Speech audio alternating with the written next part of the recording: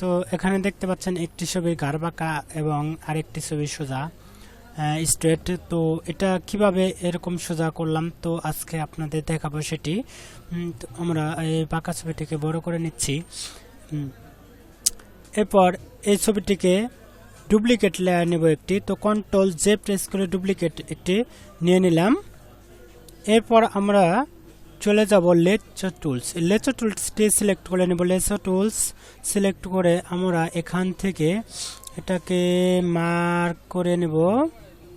Side দিক একটু দূর দিয়ে নেবেন যাতে কোনো প্রবলেম না হয়। তো এরপর সুন্দর করে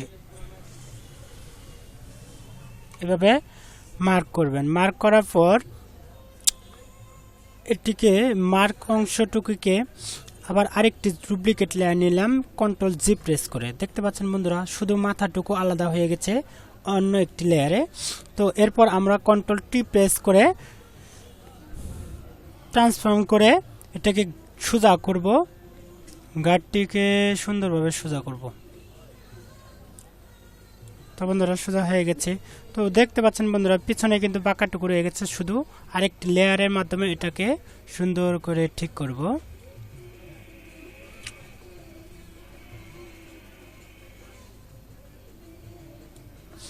এটাকে সাইজ মতো সুন্দর করে বসিয়ে নেব, তাহলে আর প্রবলেম হবে না আশা করি।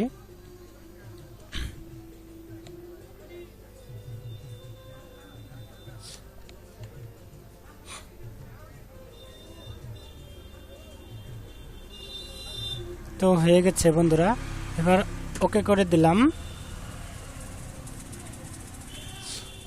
এরপর বন্ধুরা আমরা এটাকে কন্ট্রোল ও এই তিনটি লেয়ারকে একত্র করব। তো তার জন্য আমাদের করতে হবে কন্ট্রোল শিফট ই প্রেস করলে তিনটি লেয়ার একত্র হয়ে যাবে।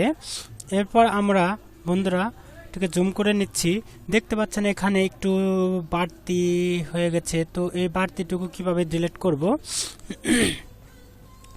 তার জন্য আমরা চলে যাব এখানে ক্লোন স্টেপ টুলস। এই ক্লোন স্টেপ টুলসটি নিব, নিয়ে এখানে অপাসিটি 100 করে দেব এবং ফ্লো 100 করে দেব। করে দিয়ে অল্টার চেপে ধরে এখানে একটি ক্লিক করে দেব। এরপর এখান দিয়ে সুন্দর করে এটিকে রিমুভ করে দেব। ওকে হয়ে গেল বন্ধুরা। তো এটি এভাবে আপনারা বাঁকা ছবিকে সোজা করে নেবেন। তো এরপর আপনারা ভাবতে পারেন যে এখানে হালকা দাগ রয়েছে, এটা কিভাবে রিমুভ করব। তো তার জন্য আমরা এটাকে হালকা ব্লার করেও দিতে পারি। তো হালকা যদি ব্লার করে দেই তো এটা মিশে যাবে। দেখতে পাচ্ছেন বন্ধুরা এটা আর দেখা যাচ্ছে না। তো এভাবে আপনারা দাগটুকু মিশে দিতে পারবেন বা ব্রাশ টুলসের মাধ্যমে এটা দূর করে দিতে পারবেন। বন্ধুরা এভাবে আপনারা বাঁকা ছবি সোজা করবেন, গাঢ় বাঁকা অনলি। তো এই ভিডিওটি ভালো লাগলে অবশ্যই একটি লাইক, একটি কমেন্টস করবেন এবং নতুন নতুন ভিডিও পেতে অবশ্যই কমেন্টস করে জানাবেন। আর আমার চ্যানেলটি সাবস্ক্রাইব করে রাখবেন। ধন্যবাদ সবাইকে। আল্লাহ হাফেজ।